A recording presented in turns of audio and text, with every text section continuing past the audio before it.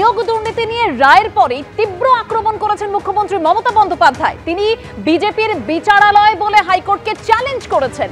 বিজেপির লোকেদের বসিয়েছে জেলে পাঠাবেন, কি করবে আদালত? অবমাননা মামলা করবে?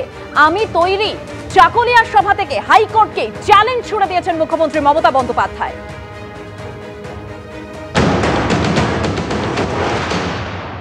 বোমা ফাটাবেন, বোমা। কি বোমা? না তো 26,000 টিচারদের চাকরি চলে যাবে। আমিও বলে রাখি, আমরাও লড়ে যাব, লড়াই করব। যাদের কথা বলা হয়েছে চাকরি বাতিল করা হলো, চিন্তা করবেন না, হতাশ হবেন না, কেউ জীবনের ঝুঁকি নেবেন না। আমরা সবাই আপনাদের পাশে আছি এবং যতদূর লড়াই করার আমরা লড়াই করব। সবাই, আমি বিচারক নিয়ে বলছি না, রায় নিয়ে আমি বলতে পারি, এটা আমার অধিকার আছে। টোটাল রায়টাকে আমরা চ্যালেঞ্জ করছি। তার কারণ 26,000 ছেলে মেয়ে মানে প্রায় 1.5 লক্ষ 2 লক্ষ পরিবার। বলছে কিনা 8 বছর তারা চাকরি করেছে, 4 সপ্তাহের মধ্যে সব টাকা ফেরত দিতে হবে। Is it possible? বলুন, আপনারা যারা এই রায়টা দিচ্ছেন, এই রায়টা সারা জীবন আপনারা যারা চাকরি করেছেন তাদের টাকাটা যদি ফেরত দিতে বলা হয়, পারবেন দিতে? সবটাই তো সরকারি টাকায় চলেন, সরকারি গাড়িতে চলেন, সরকারি সিকিউরিটিতে চলেন। মানুষ আপনাদের সম্মান করে, আমরাও আপনাদের সম্মান করি। মনে রাখবেন, সারা ভারতবর্ষে বেকারের সংখ্যা হু হু করে বাড়ছে, আর আমরা যাদের চাকরি দিচ্ছি আপনারা আপনাদের আইনের খোঁচায়।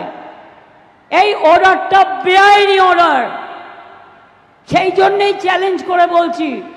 অর্ডারটাকে আমি জাজকে বলছি না, অর্ডারটাকে বলছি বেআইনি অর্ডার। আমরা এটা নিয়ে উচ্চ আদালতে যাচ্ছি। আরও 10 লক্ষ চাকরি আমার রেডি হয়ে আছে গভর্নমেন্টে। এই একটা হয়েছে, না মন্দির, না মসজিদ, না গুরুদ্বারা, না গির্জা, একটা বিজেপির বিচারালয়।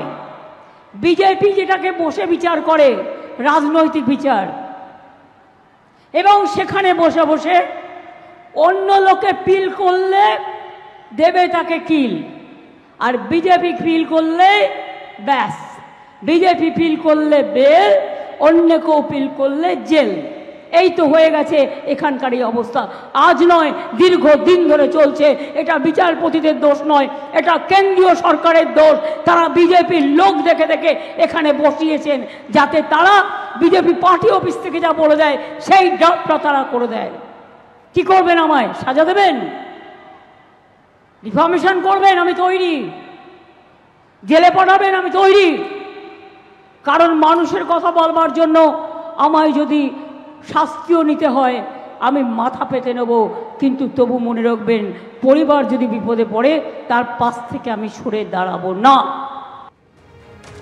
25,753 জনের চাকরি বাতিল করলো হাইকোর্ট, এবং এই রায়ের পরে তীব্র আক্রমণ করলেন মমতা বন্দ্যোপাধ্যায়। তিনি বিজেপির বিচারালয় বলে হাইকোর্টকে চ্যালেঞ্জ ছুড়ে দিয়েছেন। এবং এ প্রসঙ্গে বিজেপি রাজ্য সভাপতি সুকান্ত মজুমদারের কি প্রতিক্রিয়া শোনাবো।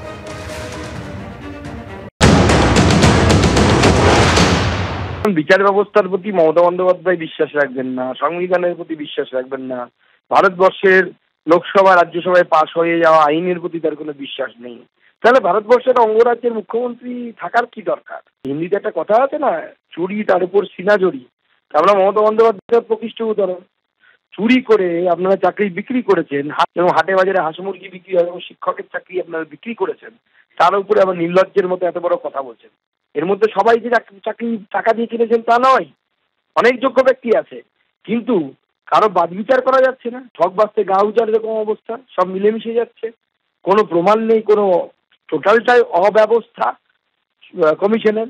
এর দায়টা কে নেবে? মুখ্যমন্ত্রীর উচিত এইসব ডায়লগবাজি না করে ইমিডিয়েটলি পদত্যাগ করা উচিত, এই দায় নিয়ে।